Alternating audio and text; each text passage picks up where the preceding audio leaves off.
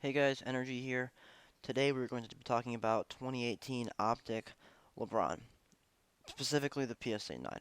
So this 2018 Optic LeBron, that was LeBron's first major brands. We're talking major brands: Prism, Optic, Select, Mosaic, in that order, at least based on sales history for the top rookies. Um, those top four brands. This is his first card of those four brands in a Lakers uniform. Even though Prism released earlier than Optic, Prism had him in his Cavaliers jersey, not his Lakers jersey. I also think this is a pretty cool shot. Uh, a pretty cool shot overall for the LeBron card, and this card should carry some value long term because of that, because it's kind of that first Lakers rookie, I guess you could call it. Um, which is kind of obviously not going to carry nearly not nearly as much value um, as his like Cavaliers rookies and things like that, but it's still an idea, right? Um, and I can if so LeBron's won a title. He has a couple more before a couple more years before his contract's up. I could easily see them winning a title or two more. I actually wouldn't be shocked if they three-peated. Um, I think it would be hard, but I think it's possible, especially with that dynamic duo, and they can add pieces. That's a whole nother discussion, though. So this is Lakers rookie LeBron. This card peaked at roughly 225 about 3 months ago when the NBA market was super duper hot, and now it's sitting down at around $40. It's been that way for about 2 weeks. So, which is a crazy decrease. It's roughly an 83% decrease from the peak to down here. I want to take a moment to let that sink in. A key LeBron James card, or relatively key, or trendy, whatever you want to call it, a popular LeBron James card in a PSA 9 is down 83%. 83%. What if Amazon lost 83% of its value in 3 months? I mean, something obviously that's not going to happen. I don't think it's going to happen unless something catastrophic were to happen to the stock market or to Amazon as a company. But I'm just comparing Amazon as a as a stock market giant to LeBron, who's a basketball card giant. 83% is crazy, and this is partially due. This is actually mainly due to them winning the title. So you know, these people buying, buying, buying, anticipating. These people who were buying at 220, 150, those were not LeBron collectors for the most part. Those were people trying to make money, assuming that after they won the title, these would continue to go up more. The problem was so many people bought them up here. There was no one left to buy. Like if you're buying at 200, who's gonna buy from you at 300, right? It's a PSA 9. It's not gonna get that high. At least it wasn't in this circumstance. And so a major sell-off happened because you have all those flippers who would put a lot of money into these specific cards, and that was all going downhill because they're all selling off. And this is a 9, so the drop off is significantly steeper than the 10. I'll explain that in a little bit though. Um, Uh, actually, I'll explain that now. Or actually, I'm gonna explain where I'm going to try to buy and where I'm gonna try to sell. So if we're assuming I can get this card for $40, I'm gonna try to get it for 35 in terms of purchase price, but I may have to pay 44. Let's say I get 44. Let's call it 10% sales tax. That's probably a little bit overestimating. Let's call it that. That'd be 44, right? Add another $4 for shipping. That's $48. Conservatively, it's $48.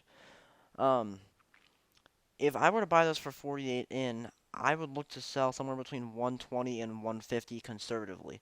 That's because I want this to be more secure flip. I don't want to be sitting in this card for months and months on end. I mean like over 6 months. I'm kind of gonna sell this, planning on selling this within 6, 7 months. But I'll obviously have to see where that card is at that point. Um, I actually would consider holding this card up to like 200, 220-ish, but it's going to be hard to sell right when this happens. If you see when this peaks, the next sale, at least according to Card Ladder, after this, is down at 155. So I'd rather sell like at 170-ish on the way up than to try to time it and miss it and have to sell at 150 on the way down. Um, so I'm gonna try to sell 150, somewhere between 120, probably closer to 150 and 170. If I buy this at $48. Um,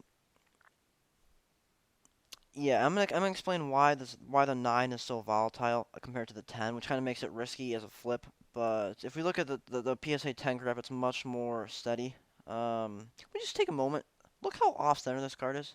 That's probably like that's like 65. It's at least 60. Probably like 62 and a half to like 37 and a half right here. This should not. Centering makes me mad with PSA, but that's just a side note. So this card's lost. If we look at its peak, about 400s, this is actually accurate. It's kind of pretty much down 70%, um, between 65 and 70%. So this one's obviously down more, which makes it a better buy at this point, and it's in my price range because this one's not. But so this goes down faster. I'm gonna explain why. So I'm gonna present this little slideshow thing. This is kind of a confusing little chart, and it was pretty hastily threw together, but just bear with me. Left-hand column, we have the ranges of what people can pay for an Optic Lebron PSA graded. So you have it all the way from 0 to 600. Um, and so don't take these numbers literally. This is just kind of like a range of where this card is. Obviously, it's not at 600 and not at 0. This is just a range. And this is just a hypothetical model of how many people could afford it based on like how big their pocket size is in a sense, right? Because you're going to have more people who can afford a $100 card than a $600 card. These numbers are not. This adds up to 105. These numbers add up to 105. So it's not really that great of an estimate. It's just a hypothetical situation. All I'm trying to show here. These numbers are just like placeholders. You could do the math to try to figure out what equal intervals would be that added up to 100, but I didn't want to do that right now. Um, so I'll get back to the main point here. So the next slide I'm going to show, I'm going to have it color coded based on pre-burst, like pre back when this card was relatively cheap a couple of months ago, who could afford the PSA 9 versus the PSA 10. So everything in red is the PSA 10. So the PSA 10 was anywhere between like 150, 200 a couple of months ago. So that means everyone in this range, like everyone from here on up, they could all afford a PSA 10. And then everyone from here obviously could afford the 9 too, but the 9 people couldn't afford the 10s. You know what I mean? So you're gonna have more the 10s more expensive. That actually wasn't a very good explanation of that, but you have a lot of people who can afford the 10, right? But then once this card skyrockets, once the 10 goes to like 400, 500, 600, then the number of people who can afford the 10 goes down. Because this person still has, right, these 20 people, they still have a $250 budget, but they don't know if they're going to buy the 9 or the 10. It depends on what the market's doing right now. So when the market shifts and the 10 becomes more expensive, then more people are buying the 9, right? Because if you have 250 here, you're buying the 10. But once that skyrockets, you have 250, you're going to be able to buy the 9. Um, And so that's why the 9 explodes faster than that's why the 9 sometimes has a sharper increase and then a sharper decrease than the PSA 10. And the reason the more people are added, I didn't show this, but more people are added to this pool of like PSA 10s because they're gonna have other people. The reason cards get more expensive is not only the people who are looking to buy it earlier that can afford it, but also you've got a surplus of people coming in to buy the specific card.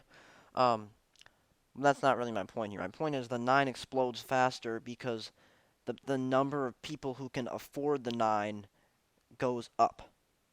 Or the number of people who can't afford the 10 goes up. That's really what it is. And that's why when this card comes back down, so I'm just going to go back to the previous slide. When this comes back down, suddenly all of these people can afford a PSA 10. So the people who are coming in with a $100 to $300 budget, they're buying 10s and not 9s. And that's why the 9 goes down. That was just a really quick explanation as to why that's happening. Um, Back to this again. I think this is a steal. I'm gonna try to. That's kind of the end of my explanation. In terms of this is the first episode in my series called Steals and Deals. I know Filmington. Shout out to him. He has like a series called Speculation Series, which I thought was pretty clever. With the alliteration right there. But I'm gonna go with steals and deals. No alliteration, but I've got the rhyme. Um, uh, so I'm gonna make a series. I don't know how frequently I'm gonna post these. I have 5 or 6 cards lined up that I want to talk about. This just being the first one. Mostly basketball, a couple of baseball, and so I'm gonna try to make these. I'm trying to make a couple a week. So I'm gonna I'm recording this on Monday. I'm gonna post it tomorrow, 11-10 on Tuesday. I'll try to post the next one maybe Thursday or Saturday, sometime around then. Um, but yeah. Until then, guys, I appreciate you tuning in, and I'll talk to you. I'll catch you guys in the next one.